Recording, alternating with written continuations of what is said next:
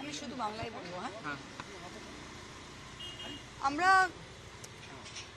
আমরা গতকাল পার্টির তরফ থেকে অভিষেক বন্দ্যোপাধ্যায় 20টি ইন্ডিভিজুয়াল দলত্যাগ বিরোধী আইনের ডিসকোয়ালিফিকেশন পিটিশন আমরা করেছি এবং সেটা প্রথমবার কোনোদিন ভারতবর্ষের গণতন্ত্রের ইতিহাসে কালেকটিভ ডিসকোয়ালিফিকেশন হয়েছে যে একসাথে 10 জন, একসাথে 12 জন।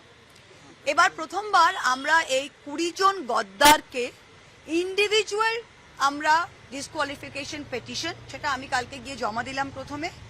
তারপরে মাননীয় স্পিকারের কাছে আমাদের সর্বভারতীয় সাধারণ সম্পাদক অভিষেক ব্যানার্জি, কল্যাণদা, সৌগতা এবং আমি গিয়ে কথা বললাম।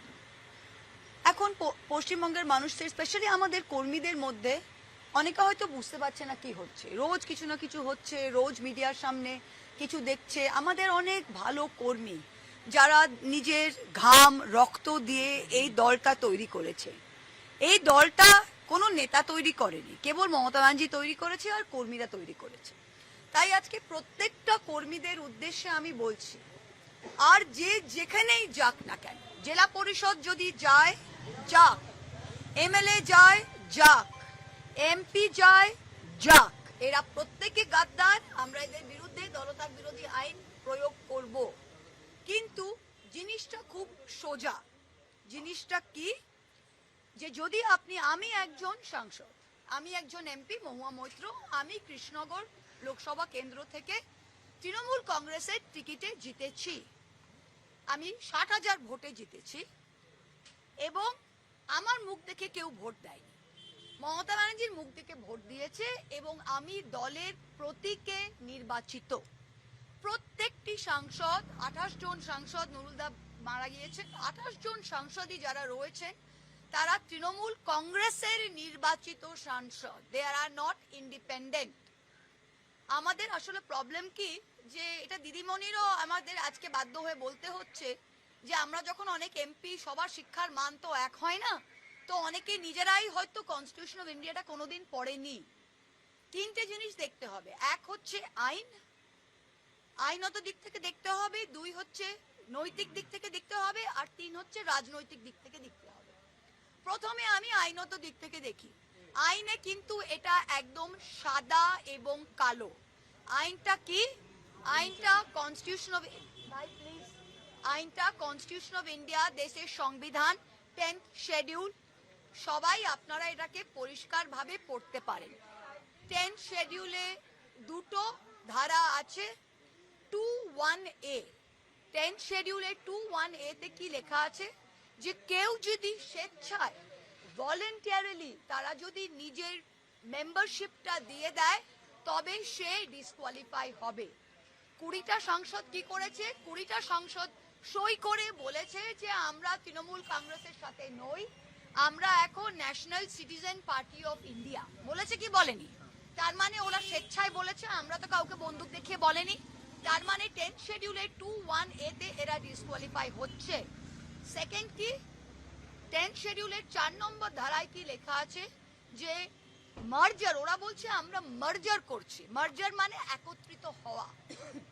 মার্জার লেজিসলেটিভ পার্টি করতে পারে না, পলিটিক্যাল পার্টি করতে পারে। পলিটিক্যাল পার্টি আর লেজিসলেটিভ পার্টির মধ্যে পার্থক্যটা কি? একজন মা, একজন সন্তান। আমি প্রথমে তৃণমূল কংগ্রেসের মেম্বার হয়েছি, তবে আমি সাংসদ হয়েছি। আমি তৃণমূল কংগ্রেসের মেম্বার না হয়ে আমি তৃণমূল কংগ্রেসের সাংসদ নির্বাচিত হতে পারি না। তাই সিমিলারলি লেজিসলেটিভ পার্টি বা parliamentary party is a part of the political party. 10th শিডিউলে 4 নম্বর ধারায় পরিষ্কার লেখা আছে, মার্জার একমাত্র হতে পারে যখন 2/3 অফ অরিজিনাল পার্টি, মানে পলিটিক্যাল পার্টি, সেটা যদি মার্জ হয় তবে হতে পারে। এখানে 2/3 অফ অরিজিনাল পার্টি হলে সমস্ত political party, 2/3 of all committees, 2/3 of working committee, তবে সেটা কি হয়েছে? তাহলে ওদের কাছে 20 জন থাকুক, 25 জন থাকুক, আইনত ওদের 0। আজকে আমরা গলা ফাটিয়ে বলতে পারছি, এই হচ্ছে আমার পজিশন। একটা গদ্দারকে আমি চ্যালেঞ্জ করছি, ব্যক্তিগত আক্রমণে যাবেন না। অভিষেক কত খারাপ আর কে কি করেছে ওইসবে যাবেন না, আপনারা সোজা দাঁড়িয়ে মাটিতে দাঁড়িয়ে বলুন যে আইনত ভাবে আপনারা কোন ধারায় আপনারা বলতে পাচ্ছেন যে আপনারা অ্যান্টি ডিফেকশনে পড়বেন না। সেকেন্ড, নৈতিক দিক থেকে যদি আমরা দেখি, নৈতিক দিকে যদি দেখি তাহলে আপনারা বিজেপির লোকগুলো এখন আমাদের দিকে ডিম ছুড়ছে, পাবলিক ডিম ছুড়ছে না। ডিমের দাম 6 টাকা না 7 টাকা, পাবলিক নিজের বাচ্চাকে ডিমের সেদ্ধ খাওয়াতে পারছে না, মিড ডে মিলে দুপুরে সপ্তাহে 2 দিন ডিম দিচ্ছে, পাবলিকের কাজ নেই, খেয়ে দে তৃণমূল নেতাদের ফেলবে। আপনারা আপনাদের এলাকায় বেরোতে পারবেন? কারণ আপনারা ভোট নিয়েছেন তৃণমূল কংগ্রেসের নামে। এই 20টা সাংসদ যদি রাস্তায় হাঁটে উইদাউট দ্য তৃণমূল প্রতীক, এরা ভোট পেত? এরা ভোট পেত? আর 80টা এমএলএ মধ্যে এখন 60 জন না 65 জন বড় বড় কথা বলছে। এক মাস আগে আপনারা এই দলের প্রতীকে দাঁড়িয়েছিলেন। এত বুকের পাটা ছিল, তাহলে আকরুর জামানের কংগ্রেস, সাবিনা ইয়াসমিনের কংগ্রেস, ঋতব্রতর কংগ্রেস, ববি হাকিমের কংগ্রেস, অরূপ বিশ্বাসের কংগ্রেসে দাঁড়াননি কেন? নৈতিক দিক থেকে আপনারা কোন দিকে দাঁড়িয়ে আছেন আজকে? আপনারা বলছেন চিঠি লিখে যে আমাদের দলের টাকা, দল থেকে হোয়াইটে 25 লাখ টাকা প্রত্যেকটা এমএলএ এর অ্যাকাউন্টে ঢুকেছে, এক্সপেন্ডিচারে সেই 25 লাখ টাকা খরচ করে তারা এমএলএ হয়েছে। আজকে তারা বলার চেষ্টা করছে যে ব্যাংক অ্যাকাউন্টে হ্যান হয়েছে ত্যান হয়েছে, এগুলো ফুললি কমপ্লায়েন্ট, লিগালি অডিটেড, প্রত্যেকটা পলিটিক্যাল পার্টির অডিটেড অ্যাকাউন্টস থাকে। 3 নম্বর, রাজনৈতিক দিক থেকে তারা এই বললাম না, এই কোটি কোটি টাকা আর ভয়, কিসের ভয়? ভয় কিসের? আমাকেও ইডি সিবিআই গেছিল, আমার ভয় নেই। ভয় কিসের?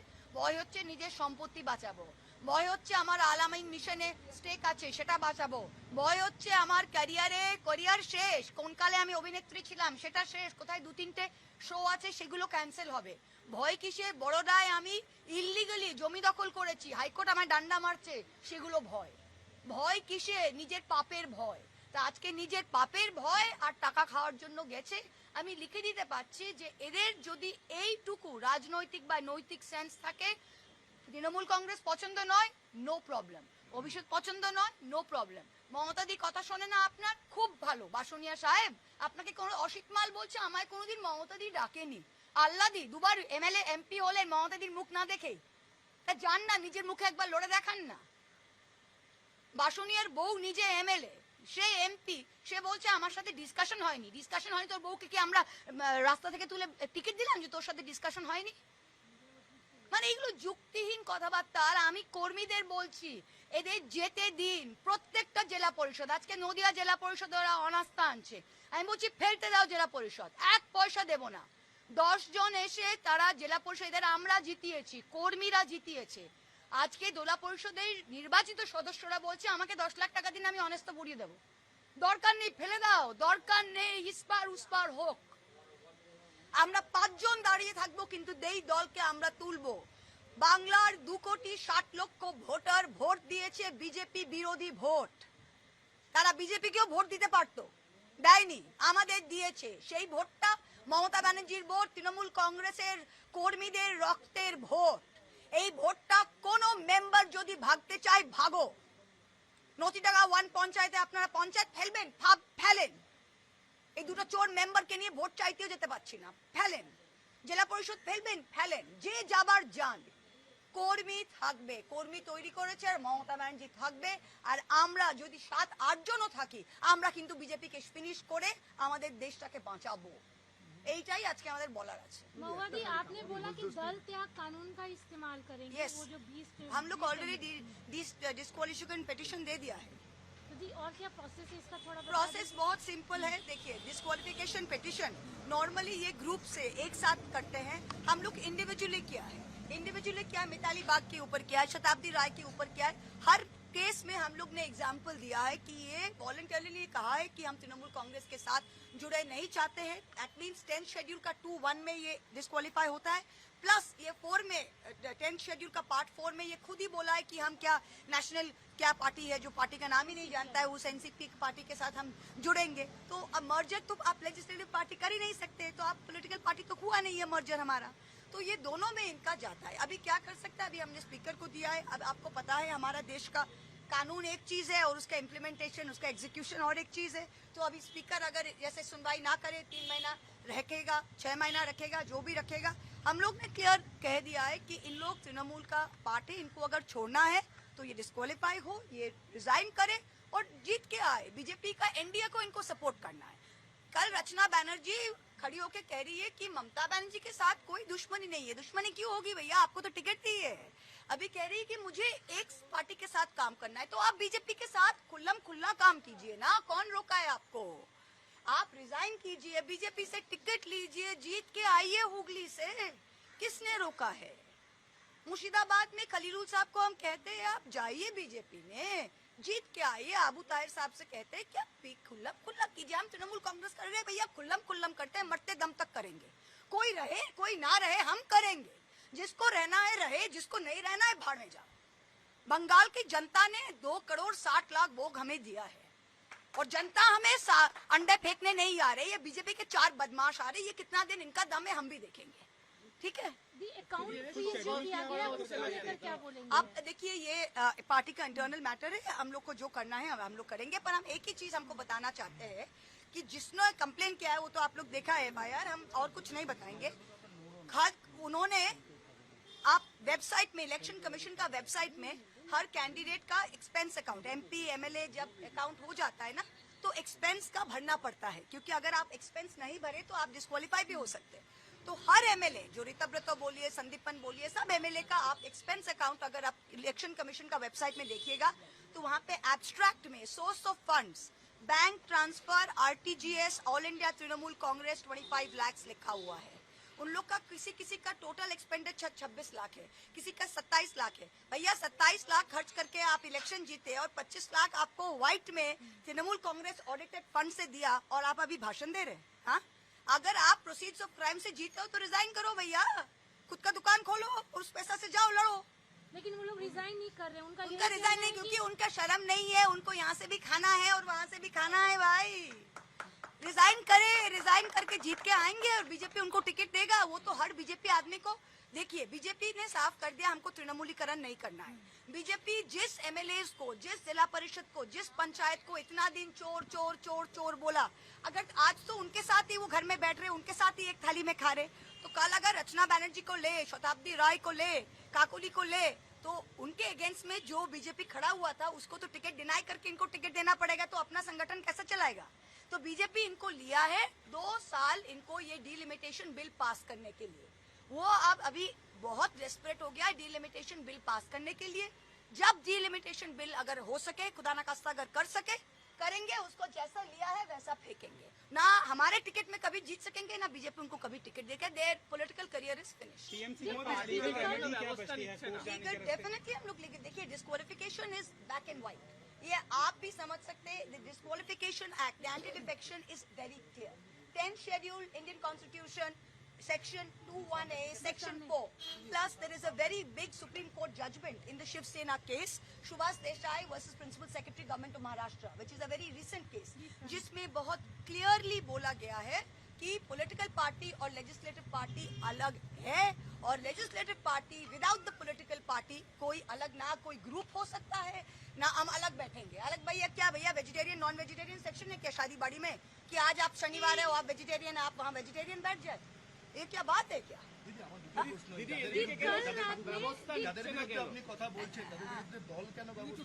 আমরা তো কালকে দেখুন এরা তো সবকিছু চুপি করছে। দল কখন ব্যবস্থা নেবে? এখন কেউ যদি কি হয়, ওরা গিয়ে আমি একটা বিজেপি প্রোগ্রামে গেছি, কে কেন গেছেন? না দিদি কি করব। আচ্ছা ভাই একটু চুপ করেন না, ডিস্টার্ব করছেন কেন? Please please please let me answer না, आप चुप कीजिए ना।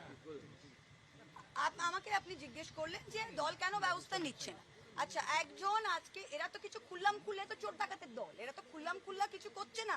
আজকে গিয়ে এর সাথে ডিনার জবে যাচ্ছে, তার আগের দিন রাত্রির 12টায় আমি ফোন করলাম, হ্যাঁ আমি আছি, পরের দিন phone switch off.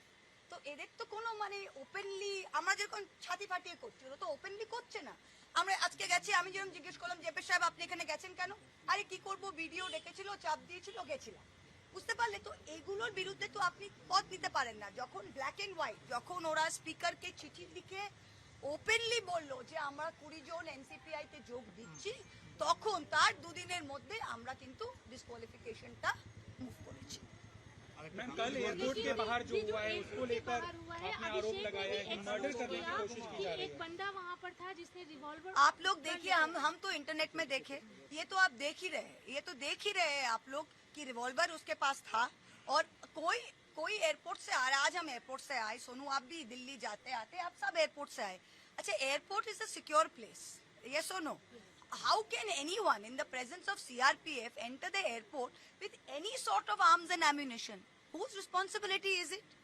Abhishek is the leader of our party, और ये हम बार बार बोल रहे हैं ना, ये दिखाना चाहते हैं कि जन आक्रोश, ये कोई जन आक्रोश नहीं है, ये बीजेपी का युवा मोर्चा, बीजेपी का महिला मोर्चा, बीजेपी का जितना है, ये दिखाना चाहते हैं। एंड दिस इज, देखिए ये कितना दिन करेगा, लोग तो देख रहे हैं।